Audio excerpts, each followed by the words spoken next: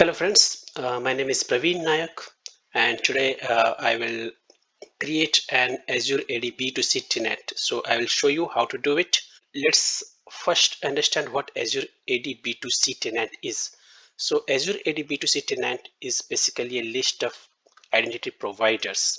Okay, so what is an identity provider? An identity provider is any organization who provides you a digital ID. All right. So ID means it uniquely identifies a particular person. So for example, Facebook, Google, Amazon, Microsoft. So all are identity providers. You can create your own identity or a digital ID by registering yourself on their web portals.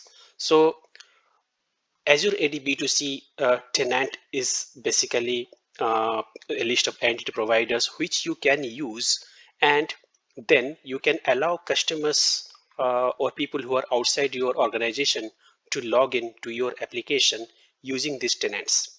All right. So, for example, if I create a Azure AD B2C tenant and then I integrate that with my application, then people who are outside my organization uh, can register using my tenant. They can register, and then they can either sign up using their like they can register as a fresh user, or they can use any of the identity providers like Google or Facebook, and then using their ID which is already existing in those portals, they can log into my web application or mobile application. All right, so that is where this Azure AD B2C tenant becomes very useful. Now let's go ahead and create a new tenant. So for this, you have to click on create a resource. Here, search for Azure Active Directory B2C. It comes up here. No, select it. So this page will open up. Click on create button. Here you have two options. If you want to link an existing tenant to this subscription, then you can do it as well. However, in our case, we will create a new tenant. So now, I will give some name. So Space Team, let's say that's my organization, and Space Team B2C is my domain. So now I am selecting this United States as default resource group. You can create if you don't have one, but I already have a resource group, so I'm selecting that. And now it will validate. Validation successful. So click on create button. It will take a while, maybe a few minutes to create the tenant. All right, so the tenant has now been created. So you can see it here. Now, if I click this, it will open up a new window. And now it is logging into my newly created tenant. So here we are. So space team B2C on Microsoft.com. So that's our new tenant. Okay. You can create a number of tenants in this way, and this tenant then can be used for each of your web apps or mobile apps. So for every app, you can create a tenant, and then customers of that app or users of that app, can use B2C to log in, and in this way you can manage their identities.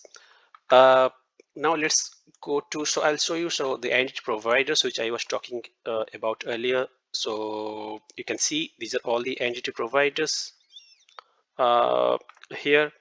Then you have user attributes. So user attributes are kind of this kind of properties basically. You can use these attributes when you are you can use these attributes, and you can ask users to supply these things when they register in your application. So what we will do now is we'll create a user flow. So using B2C, you can create different kind of user flows. So you can see we don't have a user flow yet, so I'll create a new user flow.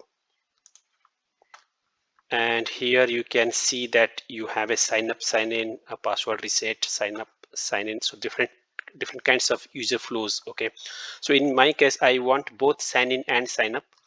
So I will create this one here. So let me select this now.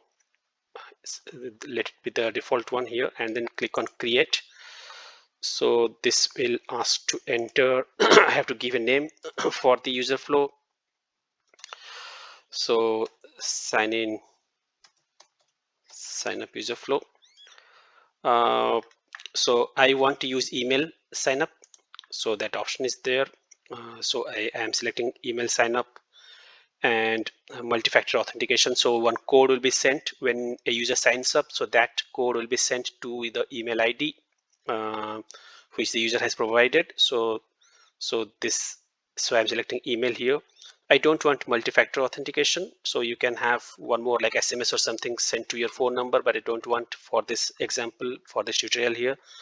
And here there are the user attributes which I was talking about. So you can actually, so when a user is registering, you can ask what information you need from the user. So in my case, I am okay with name and city.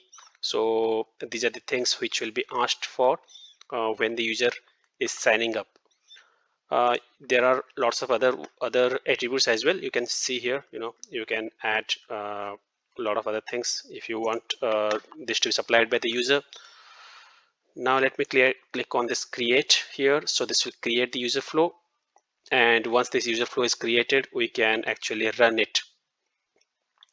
So now the user flow has been created. You can see the name, this is the name which I provided earlier. So the user flow has been created. If I click on this, you can see there is a run user flow, and also there are these things which you can configure. So if I go to properties, you can again configure. If you change your mind and decide to use multi-factor authentication, you can actually come back to this particular user flow and you can configure it. You can also, so these are the things which will be useful when you integrate this with your application. Okay, if you want to manage these things through a code, then you can do it. So for this you can set or update these things here, like session behavior, etc. Also you can manage here. Okay, now let's create a new registration. So this will be important. So oh, so this registration, to run the user flow, you will need this you need to register your application. So let's say my application is called as SpaceX new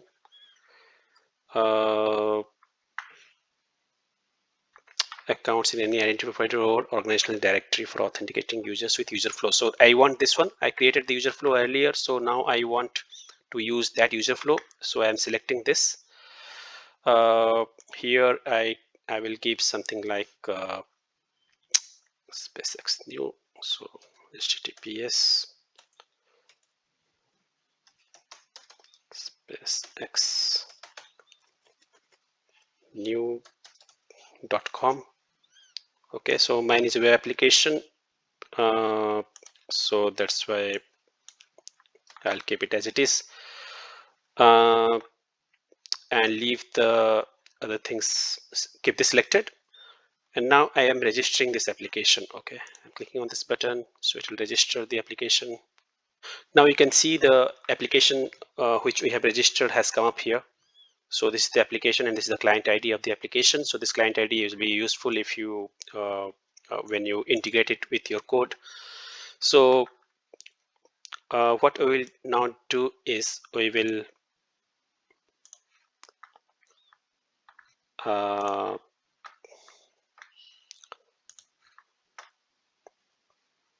now run the user flow.